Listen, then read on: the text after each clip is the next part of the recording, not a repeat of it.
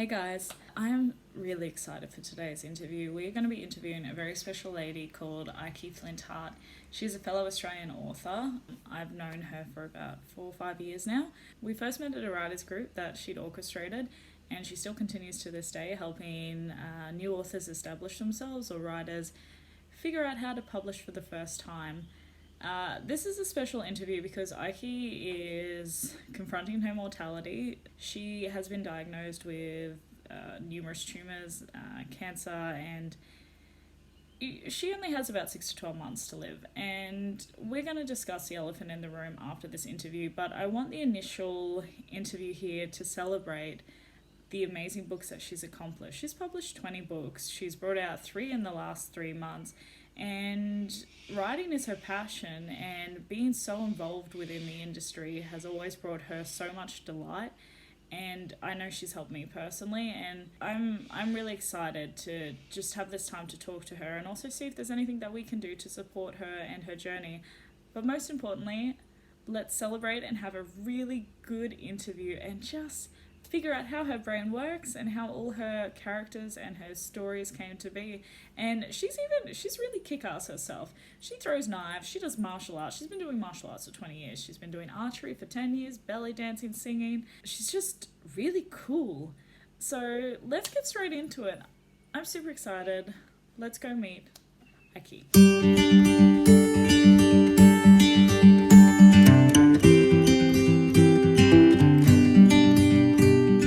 I'm here today with Aiki, so thank you so much for hopping on. How are you today? Yeah, not too bad. It's really beautiful and sunny and the birds are twittering. What else can you ask for? It is a good Thursday, isn't it? So we're going to get straight into it. What is it like living in Brisbane, Australia? Yeah, Brisbane's a great place. I mean, as long as you don't mind the occasional spider intrusion, by something that can kill you if it bites you, then it's all good. But no, look, I mean, we live in a sort of subtropical area, so it gets pretty horribly hot in summer, but only a little bit cool in winter. So as long as you've got air conditioning, everything's fine. It's a nice place. I mean, it's winter now, the end of winter, and look at the sun on your face. I know. Actually, it's lighting and making myself look good. Oh, that's really good lighting then. Is it one of those rings? No, it's just actually a reading lamp that my husband uses because he's needs glasses, and it just makes a really nice golden light. I'm like, yeah, I'll use that. Awesome. Speaking of deadly critters in Australia, living in a suburban area, what's the worst you've come across in your household?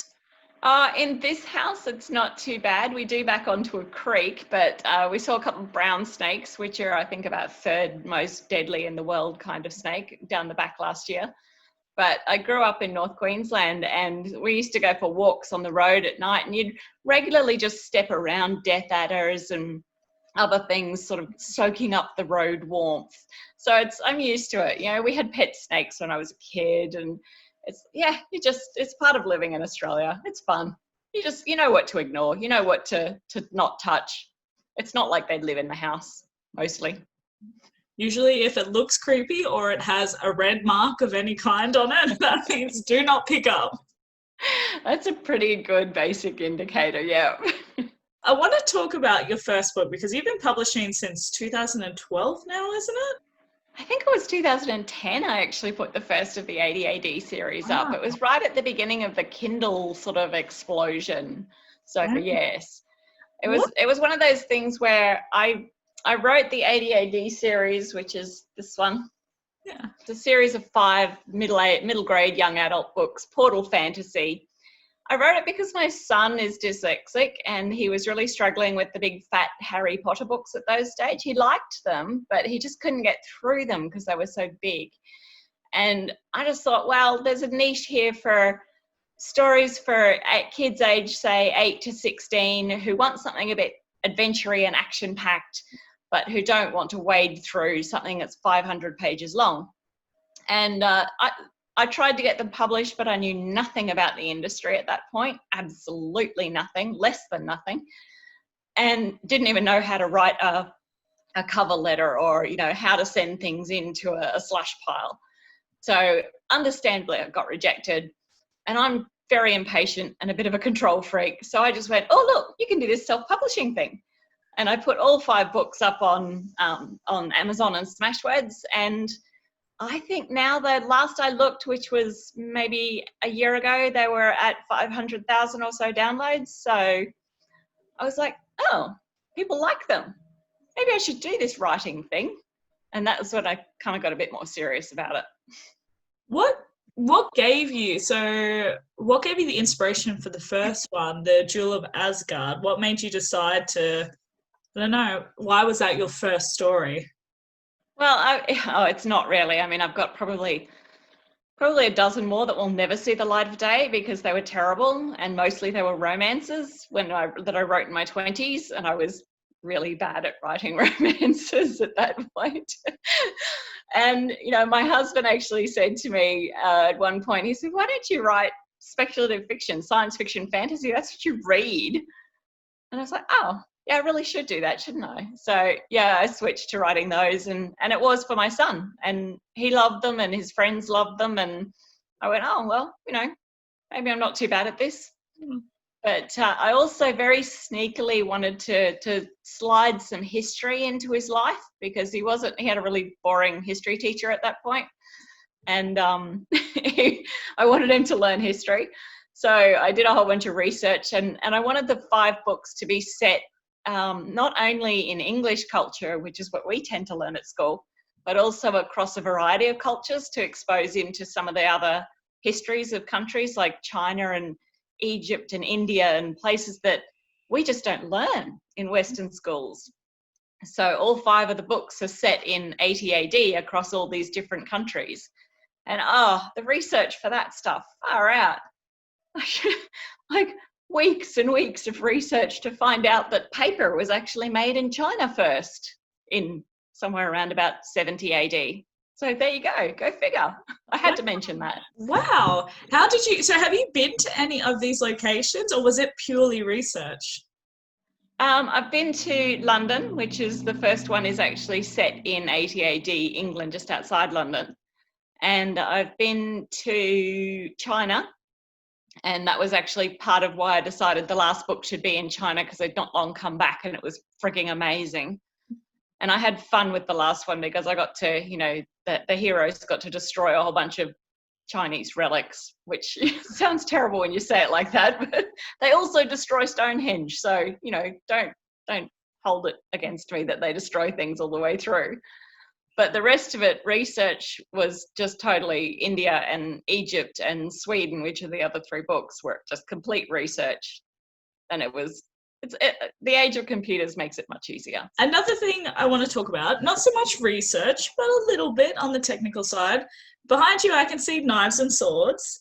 Yeah. So you're very active. You've been doing martial arts for 20 years. You do belly dancing, you do knife throwing, you do archery. I want to know where that drive to do those unique, I want to say, I don't know, activities, where did that come from? Because that's really cool. And how do you think that shaped you? Because 20 years is a long time, of discipline and such. And obviously that shaped you or helped you at some point in your life. So why did you go down this very unique and amazing activities? I was lucky enough to be brought up by a mother who was incredibly adventurous herself. So we were constantly, as kids, my brother and I, we were constantly dragged off on camping trips that were off in the middle of the wilds, and we ran around barefoot until I think I was 8 before I owned my first pair of shoes. We went hiking up into the mountains. We did all of the fun stuff in far north Queensland that you could do at that point and, not be worried about getting kidnapped or whatever. So I grew up with a very strong-minded, adventurous woman who taught me just to get out there and do stuff, because that's one of the big things. I think people, they're so afraid often of failing at things that they don't ever try things.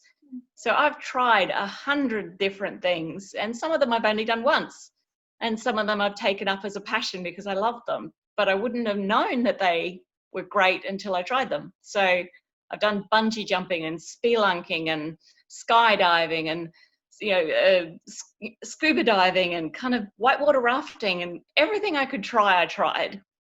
And the ones that stuck with me are the martial arts, which I took up in my early 20s. And then later on, I started doing belly dancing, painting.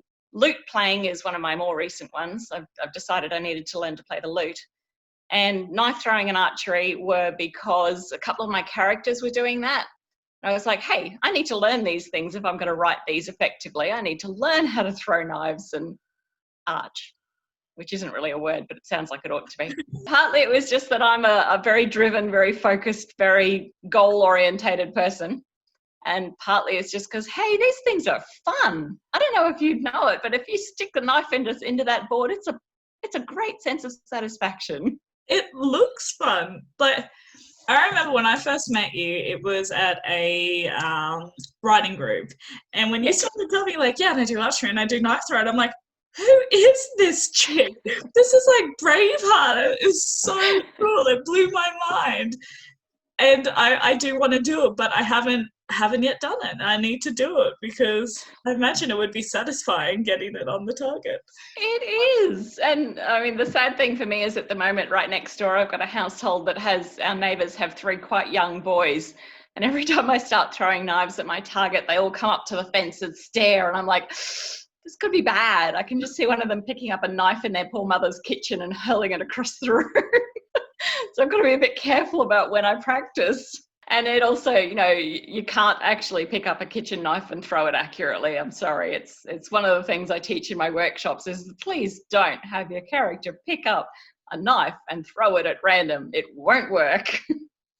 Well, all right. So this will carry on to my next question then, because you recently released a book called Fight Like a Girl. And I think it's really, like, I really want to read it. Hey, there it is. I love the cover.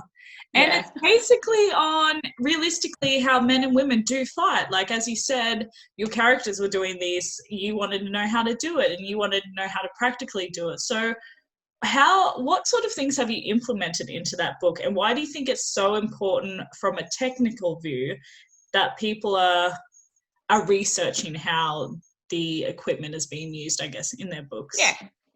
Well, I mean, there's a few reasons behind doing it. One is that I'd started doing workshops at writers' conventions to teach people the things that I knew from martial arts. Because, as you say, there's not that many women that actually do martial arts. And for the men who do martial arts, they think that the way they write characters is the same, whether it's male or female. Fighting is fighting.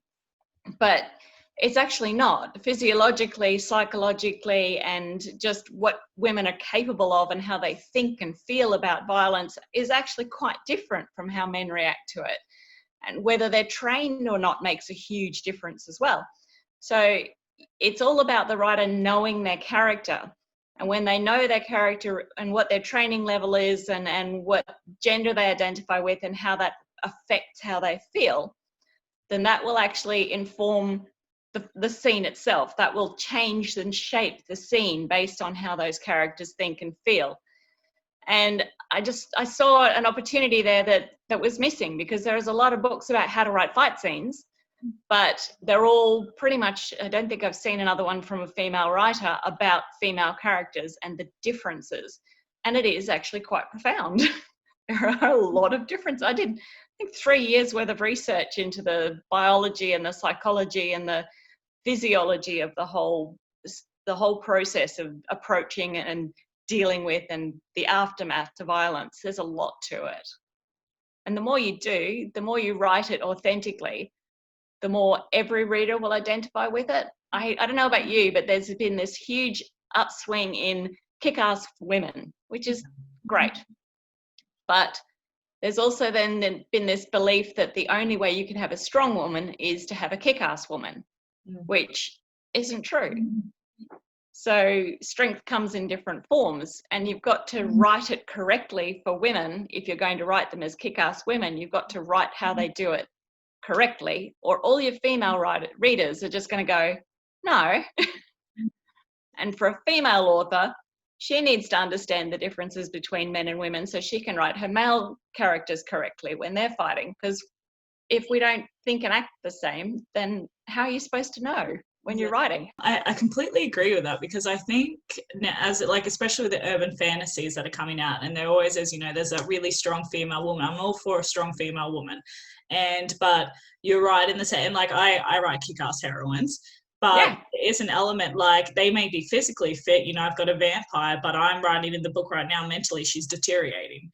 And the thing is like, you have to write what's true to your character and their personality, because you need to be consistent. If they're gravitating towards the bow all the time, they're not all of a sudden going to know how to throw knives. And also it's a completely different form of preparation, and they know, like, like it's just, there's a lot to think about in it. And I don't think people match up their personality with having these kick-ass women. It's like they have a shell of a woman, and then there's nothing inside to actually make it strong. Yeah, exactly right. And they don't think about how the scene actually affects the story. One of the big things I tend to do is try and make sure that fight scenes especially are really clear in their thematic element, the character arc, and the plot development. Because if the scene doesn't do those things, if it doesn't advance the plot and have the character grow and underpin the theme, then it shouldn't be there, whether it's a fight scene or a sex scene or any scene whatsoever. But people often throw fight scenes in because they're going, oh my God, my middle is so slow, I've got to spice it up a bit, make it interesting. I know, I'll put a fight scene in. And it doesn't do anything. And I actually surveyed my son and a bunch of his friends and said, look, what would make you skip a fight scene? Because he told me that he skipped most of the fight scenes he read. Really? And I thought that was quite interesting. And he asked a whole bunch of his friends online for me, because they're all about the same age. They're all about 20, 23. And he said, yeah, look, we skip them because they're just boring, because it's kick, punch, and we don't care because we don't know what the character's thinking or feeling. Mm-hmm. And all we do is go to the end and see who survived. It's like, well, okay. Yeah, so it just showed me that this new generation, the young generation that's coming through, especially, if you want to get them to engage with a female character, you're going to have to actually show what she feels is different from what male characters feel, and show what they're thinking and feeling as part of the scene and how they grow as a result of the fight, rather than just kick, punch, the bad guy's dead. What has been your favourite book to write so far, and why? That's a tricky one. Each one of them has taught me something, and I think what I've loved about writing since the ADAD series gave me a huge confidence boost because they were so popular. And I still get fan mail from all over the world, from grandmothers down to 8-year-olds telling me how much they love them. I have there's one 8-year-old kid, or no, I think he's 12, who sent me an email saying that, the books had helped him get through grief, because the lead male character is going through the grief cycle. And it helped him get over the death of his uncle.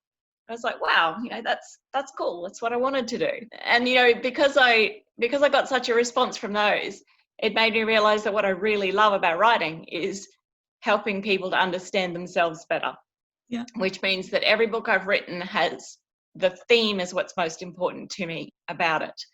And that informs who the character's going to be and how that grow. Mm. So, like the Iron, Fire and Steel series is all about freedom and the various aspects of personal freedom versus duty and family. Mm. And then the Shadows Wake series is all about trusting people and whether you can trust yourself and other people. How do you just let go and trust other people to do the right thing by you? The Blackbirds one, which to date was the most difficult novel to write. Oh my God.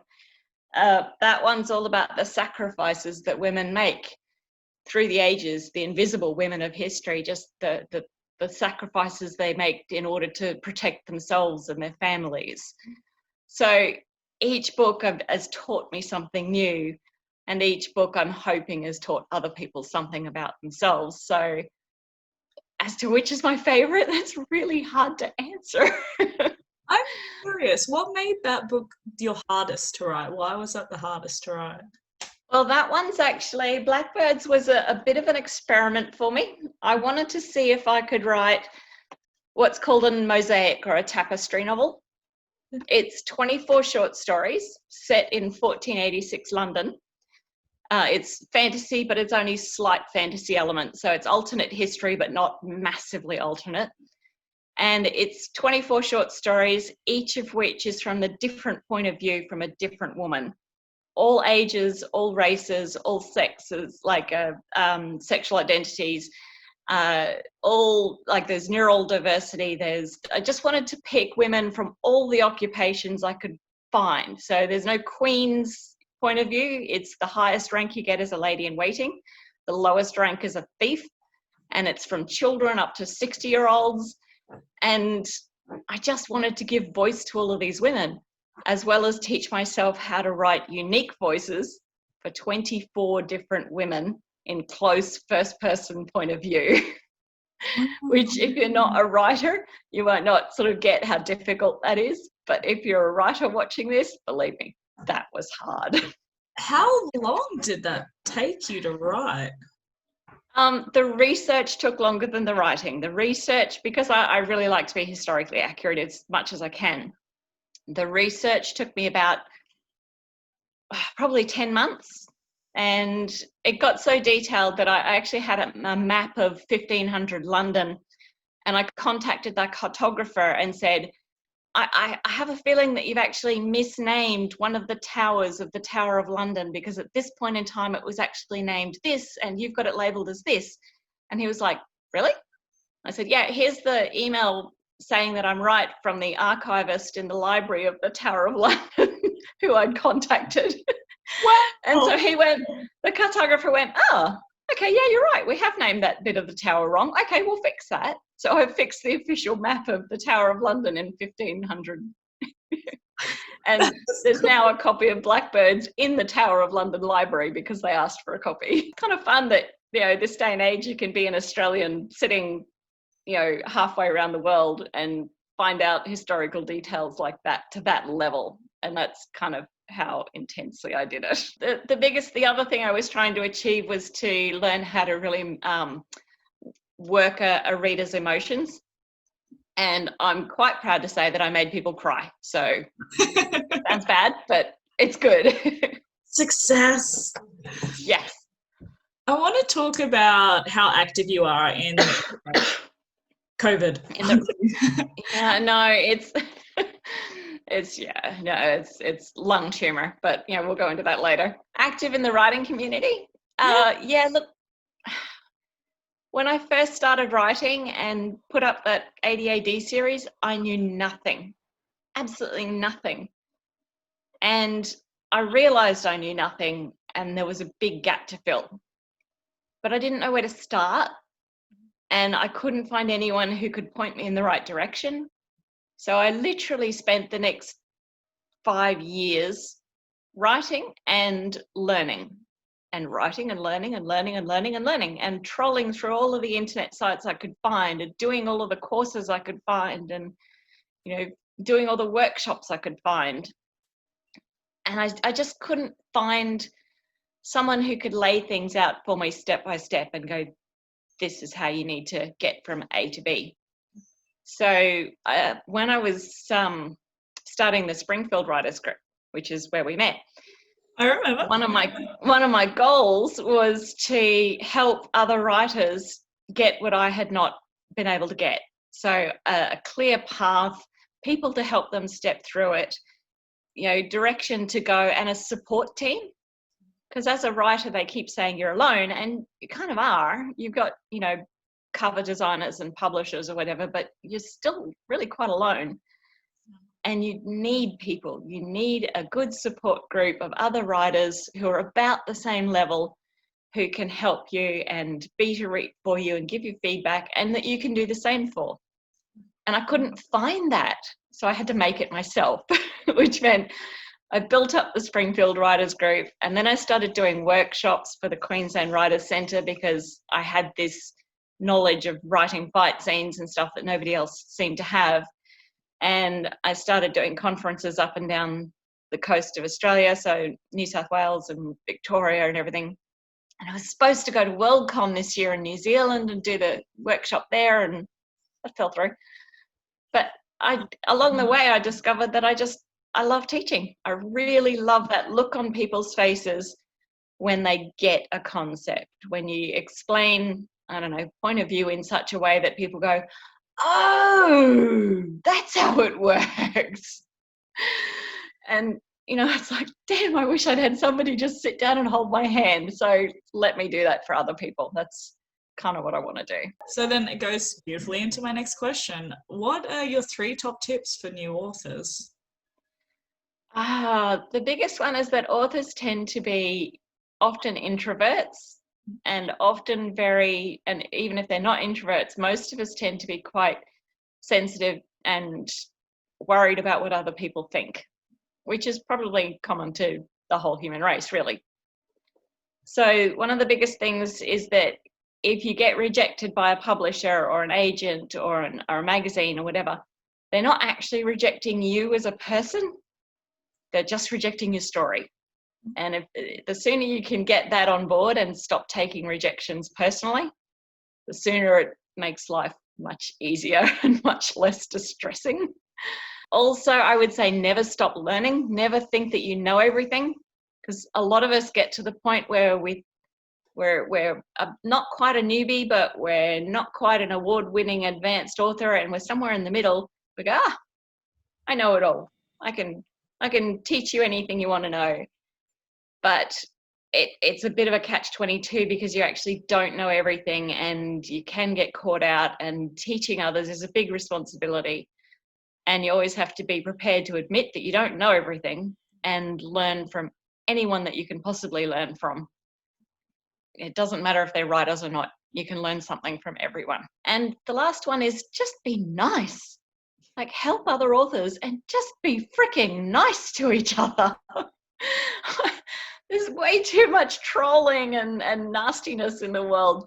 And Australia especially has a lovely writing community.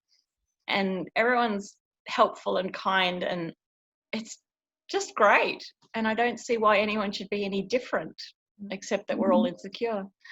So get over your insecurities, basically. And into that kick-ass woman. Yeah. Or I will come and stab you. No, don't. Delete that. Through knives. Yes, wait, hang on. Let me get one out. Here's my throwing knife. Well, one of them. Oh! I have 12. That's so cool. Oh my goodness. I remember when you first told me, I was like, this chick is kick-ass. It's so cool. Speaking of kick-ass, I know you're a fan, and I'm going to make you answer the torturous question, DC or Marvel, and which is your favorite and why?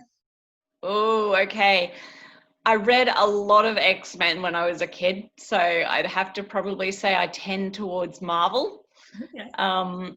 But having said that, the latest the Wonder Woman movie that came out a couple of years ago, that was bloody awesome.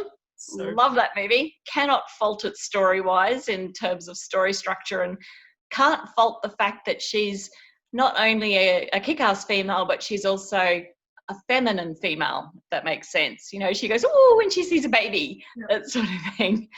It made her a really nuanced character that I liked. So Marvel has the majority of decent movies, like Winter Soldier is freaking brilliant. Love the storyline. But I have to admit, I do like Wonder Woman. I feel like Wonder Woman will always be the exception. When somebody says Marvel, you also have to give full credit to Wonder Woman because that was so perfectly executed. It was a beautiful movie. What was the greatest challenge for yourself as an author, and what was also your greatest accomplishment? Ooh, that's a hard one. I think the greatest challenge is always overcoming that little voice in your head that every time you see a crap review, or every time, you're just looking at the words on the page and you go, oh my God, that is such utter rubbish. You have to overcome it. And that's hard because unless you have somebody by your side 24/7 going, you've got this, you can do this, you're fine, you're okay, then you have to do it by yourself. And it's not easy. It's really not easy to get yourself out of the doldrums when you do get sucked into them. And the doldrums are a bit of a whirlpool, and you do really get sucked into them. You start that cycle of thinking about yourself as terrible at something, and it's very hard to change that mindset. But there's been some interesting studies into neurolinguistic programming and how that changes your neuroplasticity and your ability to change how you think by the words that you say in your own head. And that I've got a friend who teaches the neurolinguistic programming stuff, and that was really quite helpful to go, right, okay, that's just that stupid little voice going, you're an idiot. I'll have to ask you his details, because I've recently started, like, I want to start looking at NLP, because I've been doing like a whole pile of self-help books and new age books, but I think NLP would be really fascinating. Yeah, it is quite interesting. And I mean, I did a lot of reading when I was in my 20s into a lot of self-help books as well. And not only did they help me personally and my relationship, and also then for creating characters, it's really handy. So you can write them off as tax deductions. It's great. What has been your greatest accomplishment? I'd have to honestly say that as much as I love writing, and I love the fact that I can affect people's lives with it, and that has been wonderful. And it is still external validation, and I'm trying not to rely on that too much. So I have to admit, I think watching the members of the Springfield Writers Group go from new or sort of not a little bit experienced writers now to the point where we started with, I think, 4 members about 5 years ago, and now we've got 30, and we had to cap it because we just kept getting more applicants, so we can't help everybody. And just seeing we've now got at least half of them are published authors with, you know, and one of them started her own proper micro press, and she's actually publishing other people now. And just watching them grow and their confidence grow, and the looks on their faces when they get, you know, their book in their hands, they go, look, I've got my first book. It's just such a wonderful feeling to see these people grow and change, that I think, yeah, that's probably, I'm proud of that. I really am proud of them. I love that. And even when it was a while ago that you and I first met, because I came to the writers group and 3-4 years ago, and I really appreciated like all the advice that you were offering me and the things, and how everyone just sat down and they're talking about ideas or people having issues. And as you were saying before, you know, you don't have that support. I know I didn't have that support when I started, and it was nice to see that before people had even published their first book, or they're just starting to write on their first book, and asking questions about character development, it's invaluable. And one of the things I did is put in place every month when we have the meeting is a theme to it. So people have to go and research the information and come back with answers. So, you know, what's the difference between first and third person, or what are the various types of point of view, or how do you write close emotional immersion, or, you know, what are poetic elements that you can use. So it makes people go away and do the research, and then they all come and contribute, and we all learn from each other then, which is fantastic. What has been the highlight of your career so far? Oh, I think we may have just covered that. I got one of my very first short stories I sent off to the USA Writers of the Future competition. And I think it was the first one I submitted to them, actually. And they get about 5,000 entries every quarter, because it's a huge writing competition in speculative fiction, has been going for like 40 years or something. And I managed to top 8 list as a finalist in that, top 8 out of 5,000 or something. So I was pretty damn excited about that. And then subsequently also got shortlisted for 3 times now for the Australian Aureolus Awards. And not that awards really are important, but sometimes it's just nice to have that little, okay, I can write. Right. Okay, pick up my skirts and keep trudging on, because I can do this. And I don't always like it that we are such a competitive society. I don't like it that we compare each other and try and award each the best, because it's so subjective in writing. But, you know, I'm human. I can't help liking being patted on the back sometimes. And it's hard too, like in any creative industry, it's very difficult, because we kind of do seek out that validation, because yes, it's self-expression writing, but we're also writing this for other people. And the more people that give us feedback that they love it, and especially one that's considered as a professional recognition, of course we're going to love that, because that's our goals. That's what we're aiming for. So that is a massive feat. Congrats. Thank you. It's one of those things I weigh up against my own conscience sometimes, because like in the Fight Like a Girl, I do go into a lot of the stuff about evolutionary influences on how we think in our brain chemistry and how we respond to others. And I'm completely aware that this need we all have for external validation is quite strongly related to our history of being a troop animal, like a monkey or a ape type animal, where we actually need the approvals of others in the troop in order to stay in the troop and to survive. And if you take the approval away, you're hypothetically being thrown out into the wilderness to die. And although that's not necessarily true in today's society, our brains haven't quite caught up with that yet. So we still feel that way when we get rejected. We still feel like we're going to die because we no longer have support and help. And it's a tough mental attitude to overcome.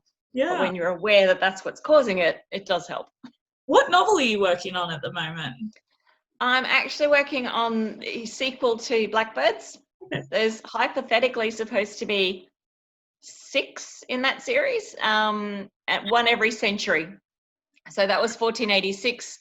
The next one is Blackbird's Return, which is 1593, which is all about the Irish pirate queen, Grace O'Malley, and her rivalry with Queen Elizabeth I. And it's so much fun because they're both such awesome women in a time that was completely male, dominated really. But it's just a heap of fun to write these two women just, going at it against each other. And then I can't give away the spoilers to the ending, but it's a lot of fun. So this is my favorite question I ask every author. What is your biggest goal? What is the dream for you and for your books? What do you hope the best for them? Again, this is a hard one because I'm not after fame and fortune. I've never really been that excited by that. I just love writing stories. And if all that ever happens is I get emails from 12-year-old kids telling me that I helped them through a difficult time in life, then that is perfection to me. That is brilliance. And if I can make women cry and feel recognized and validated by writing stories about the sacrifices that women go through, then that's perfection as well. Yeah. So for me, it's not really about selling 15 million copies or whatever. It's just about whether I can change people's lives a little bit, make them feel better about themselves somehow, which is why I don't write dark. I don't write horror, and I don't write grim, dark fantasy or anything, because I just can't do it. It makes me too depressed, to be quite honest.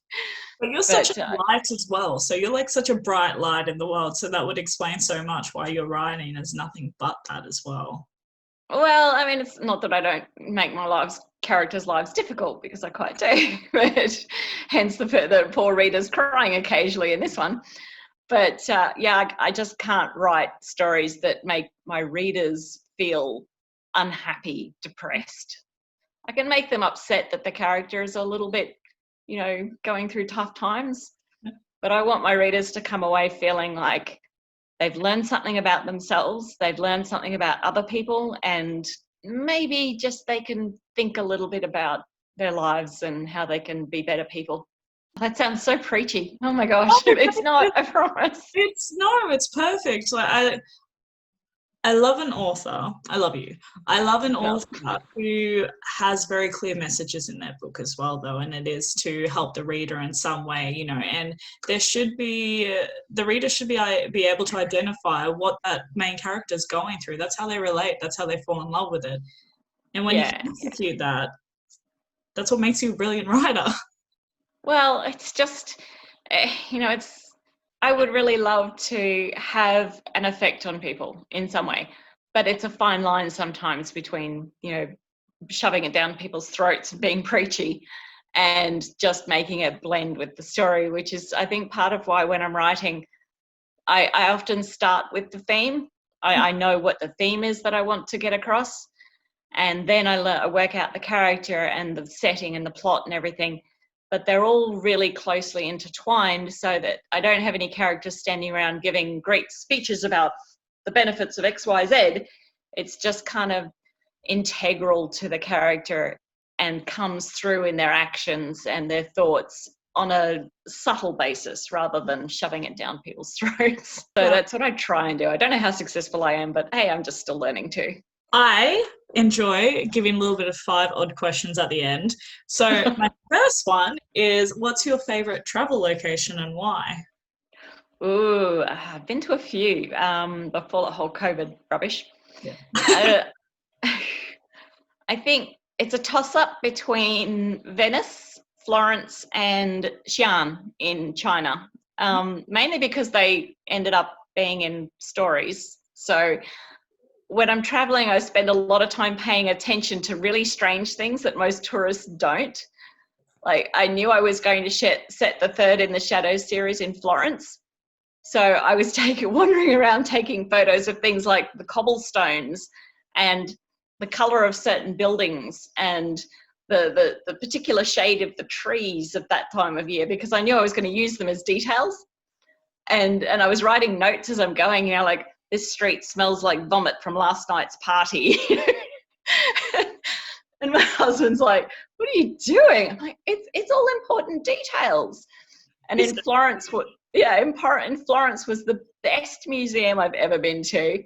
It was this Stibbett museum, which holds a massive weapons collection from the guy who owned the last portion of the Dutch East Indies Company fortunes. Okay. So when places like Japan and Turkey, the empires were falling over, he just went and bought up a whole bunch of their weaponry. So it's this huge building full of 500-year-old daggers and swords and guns, and I'm just like, I'm in love. And then my character went and trashed it in the story. She destroyed it. But you secretly wish you could have done. No, I'm kidding. No, I just wish I could have had a whole bunch of them. I'm just wandering past going, oh my God, who needs 30 matchlock pistols? Surely they can give me just one. You're brilliant at a lot of things. I want to know what's one thing that you're terrible at, whether it's singing or doing dishes or painting, I don't know. Well, the weird thing is that I really do suck at dishes because, I hate doing them. Singing, I actually used to do opera training, so I can sing. Painting, I'm actually not bad at painting as well. I used to have paintings up in competitions and art galleries, probably about 20 years ago now. I hate golf. I'm not very good at golf, but that's usually just because I can't see the point of hitting the little ball and walking around the field. I'm sure there's a heap of things that I really suck at. I just haven't tried them yet. I love that all the easy ones that I usually list off, you're like, oh no, I did training and that. I was just like, who are you? Golf's a good answer, golf. Well, I literally did. Like, I sat down and wrote myself a list of things that I had done and things that I still wanted to do, and, the bucket list. And I went, I've actually done them all, except go to Mars.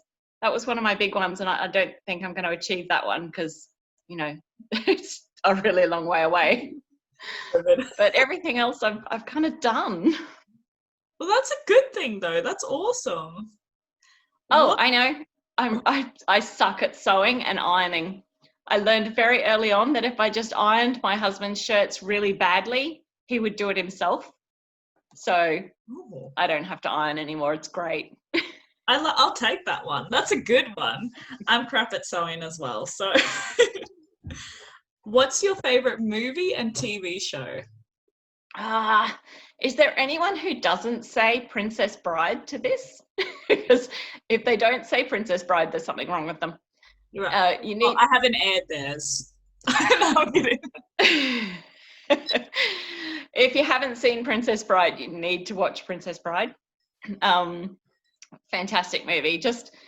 And I think The Gilmore Girls is one of my favorite TV shows, and both of them I really like because of the dialogue, the witty banter. They are expert witty banterists, both of those. And it's such a lot of fun to learn dialogue from watching great movies and TV shows like that.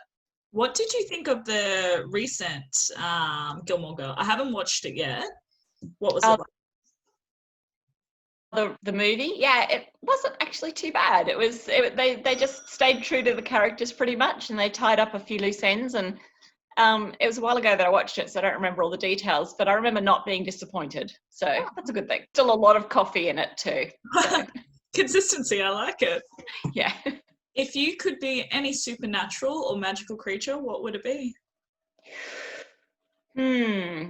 I think I'd probably have to still be a human, but with telepathic and telekinetic powers, because I think at the moment, if you were a supernatural creature of some sort, you'd get taken off and experimented on, and that does not sound like a lot of fun.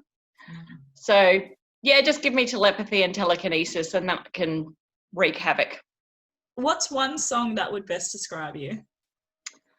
I think I've always liked, what was the one from First Wives Club? Oh, You Don't Own Me. You don't own me. I can't remember the lyrics, but you know.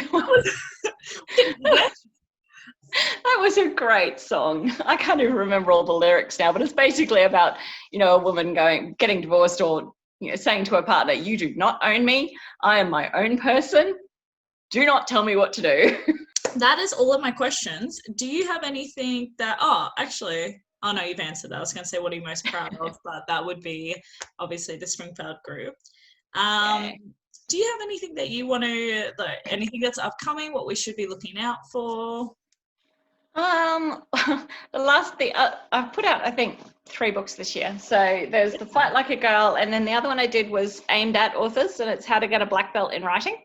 Okay. Which actually evolved from a series of blog posts, and it was me connecting what I'd learned from martial arts to the mindset you need in order to be a resilient writer, basically. How to handle the setbacks, what you need to learn, and it's a accumulation of all the stuff that nobody told me. So, you know, these are the steps you're going to have to take. This is the craft skills you're going to have to learn. And this is the mindset you're going to have each step of the way in order to achieve all of that. Mm-hmm. So Queensland Writer Centre is now taking that and turning it into a series of workshops online that people can do self-paced. Wow. And then they're going to take all the profits from that and use it to mentor a new author, for, I think it's a 10-week program. And I'm really glad of that. So I think it's a good thing that they're doing that. And they're going to keep doing that, I think, for the next 5 years. So that's extremely cool. I want to, if you're okay with it. Yeah. I want to get into the discussion of the obvious that is for you right now. The elephant in the room. the elephant in the room. And that is, I'd like you to tell a little bit maybe of your story as to when you found out in January, and where you're at right now, and if there's anything that I can do or anyone that's watching to support you in any way, and why it's still so important for you to write. Oh, that's kind of you to offer support. And everybody's been really lovely. And I find it interesting that you were still having trouble saying it, even though we talked about talking about it. The fact is, back in January, I was diagnosed with stage 4 terminal melanoma. And they've tried all of the standard cures. They've tried all of the slightly non-standard cures in terms of being the latest and greatest, which unfortunately still only have about a 25% chance of working, and I happen to not be in the 25%. So now we're on to drugs that are meant to reduce the tumours temporarily, but they don't know for how long. So it could be 6 months, it could be 12 months, but the maximum anyone's ever got out of it is about 18 months. So yeah, I've probably got about maybe 12 months left.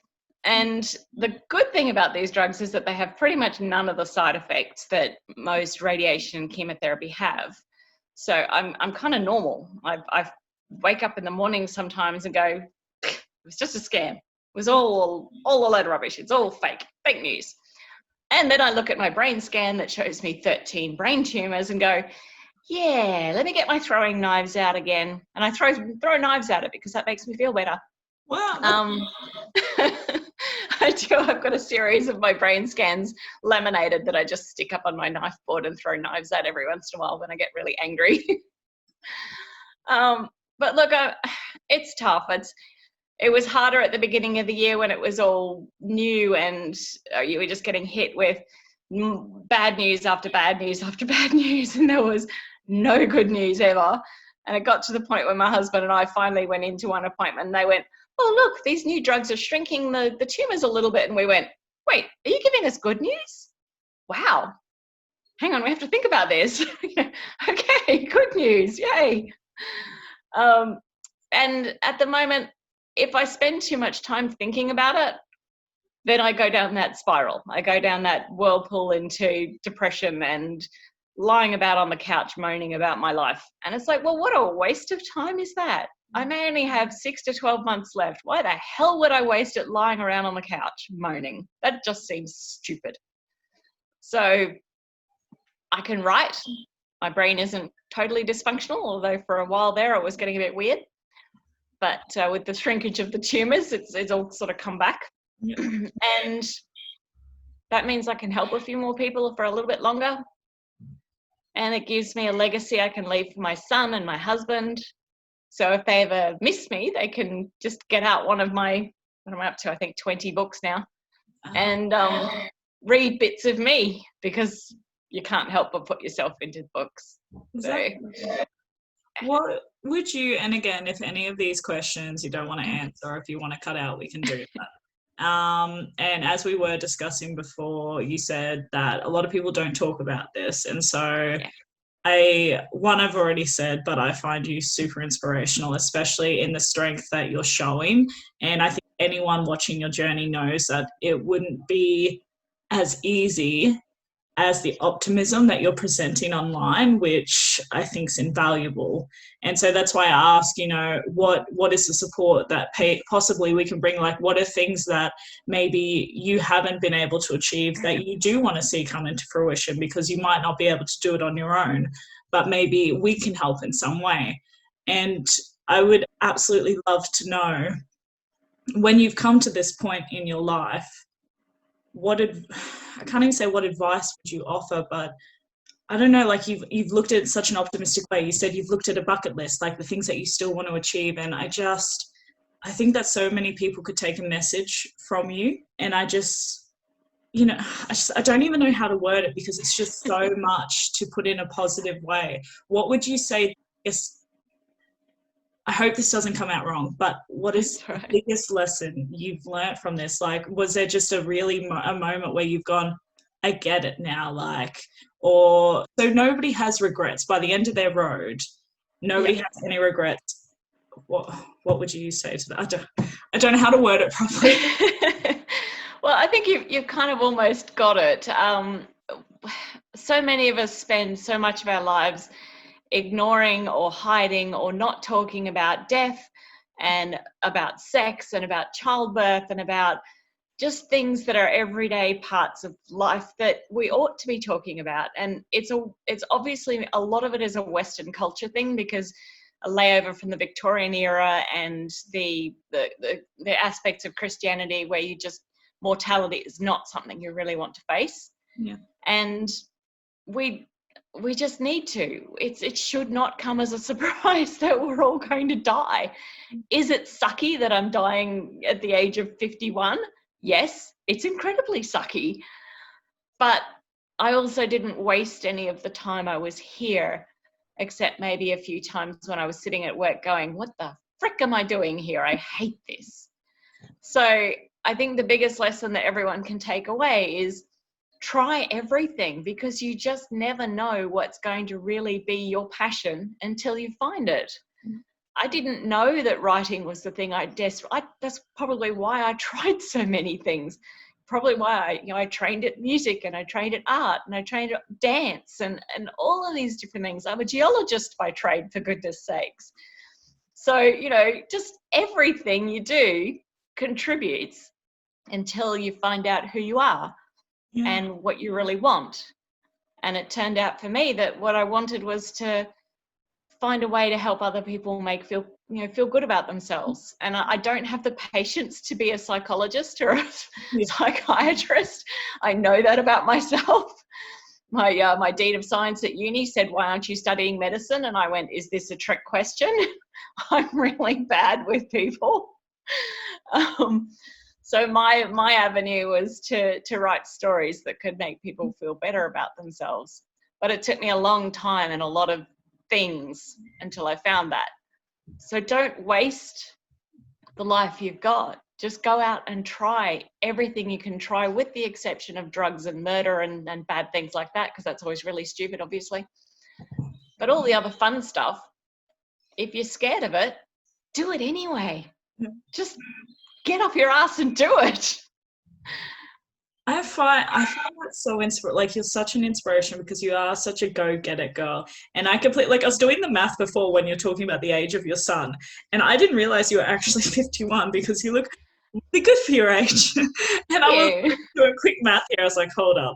But you have such a, you're just so get it, go hard or go home. And I absolutely love that about you. And it's really nice to hear, because there's not a lot of people like that in the world these days. And I think it's really, especially now with everything that's happening, people need to come back and recenter and just write down a bucket list of what you want, because you don't know how long you've got and you need to make the most of it every single day. It is, but I also don't want people to feel like they have to be like me. Yeah.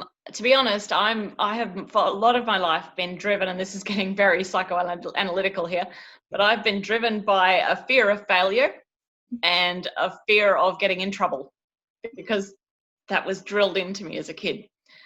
And so I was afraid of failing, so I did it well, if that makes sense, as opposed to a lot of people who are afraid of failing, so they don't do it all. So I just don't stop until I can do it well. It's a really small mind shift, and you just have to stop caring so much about what other people think and just get out and do it. But on the other hand, not everybody is my personality type, which is that just get off your ass and do it. And it's okay to not be that personality. You can still get out and do things. You don't have to be an energetic go-getter who tries everything and does everything. You just have to get off the couch to start with, which is hard at the moment with COVID, I understand. But it doesn't have to be huge steps and giant 7-league boots achievements. It just needs to take one little step and have that one little rush of endorphins that says, hey, I took that one little step. And then take another little step and go, oh, I took another one. So don't let me be an excuse, if you're not like me, to not do it, because that's not good enough. But you've got to actually look at your own personality and go, okay, maybe I'm not an outgoing life of the party kind of person, which I'm actually not, believe it or not.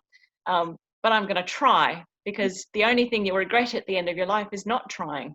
Is there anything that you still want to see come to fruition for yourself? Like, in all honesty, is there anything that you hope for your books or for yourself personally, or anybody watching got a cure for melanoma? That would be nice. An extra 30 years. I'll spread it and we'll see what we come up with. Thanks, appreciate that. Yeah, look, I would really love to finish this series, because the Blackbird series actually ties in with the Shadows trilogy, which is an urban fantasy trilogy set in modern times. And the aim was to have these 6 all kind of come together with that trilogy and a standalone that's set in Brisbane, all in modern days, so that all of these characters come together in this one massive, great blow up the world or go home kind of story. So if I can hang around long enough to write another 7 books, that'd be cool. Yeah. But I don't really know that there's anything anyone else can do for me at the moment, except, like I said before, just be nice to other authors and reach out and help someone who needs help.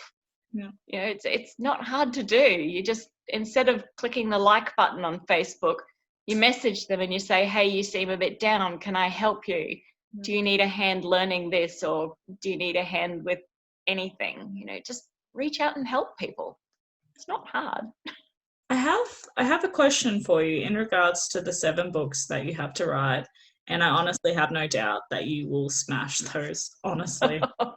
My question though is, have you ever thought about having the notes or the let's say the skeleton of the story, and having a close trusted author friend to help you write those final pieces if for any reason you don't feel like you'll reach those deadlines? Yeah, that's actually on my to-do list. I smashed through a lot of my to-do list this year by putting out like 4 books in a row, including my anthology. The anthology for our writers group got out this year again, which was cool. But I've actually started drafting the structural elements and of the other 5 or so books, and I have a rough overview of where I wanted the arcs to go. So once I finish this Blackbird's Return, that's my next job, is to sit down and make some more detailed notes on the rest of the series. And I have 2 author friends who I've already given a heads up to, saying, you guys have the voices that are the closest to mine. Yeah, you're it. Tag. Well, I'm happy to hear that, because at least we'll still, and like I said, I still feel like we'll hear that in your voice 120%. I'll try. Who knows? But it's nice. It's still nice to hear the support too. That's as you were saying, just be nice and support each other. Yep. It seems really basic, but some people just don't get it. Not sure why. No, and you know what? They're not our friends. No, I'm kidding. I'm kidding. Get them out. They're the monkeys that get kicked out. No, I'm kidding. I'm kidding. Exactly. That's all my questions. Do you have anything else that you want to talk about, or anything we should be looking out for, or? The only other one is, I really did want to give a plug to this book, because Pamela Jeffs, who's another author friend of mine, and I put this one out this year, beginning of the year. That was on my to-do list. The Zookeeper's Tales of Interstellar Oddities. It's a collection of short stories, science fiction. And Pamela writes brilliant, weird sci-fi. And we just had an absolute ball writing that. If anybody wants to grab that one, go for it, because we had a lot of fun writing that. Thank you so much for joining me today. Have a good afternoon. You too. Thanks, that. That's all right. Bye. Bye.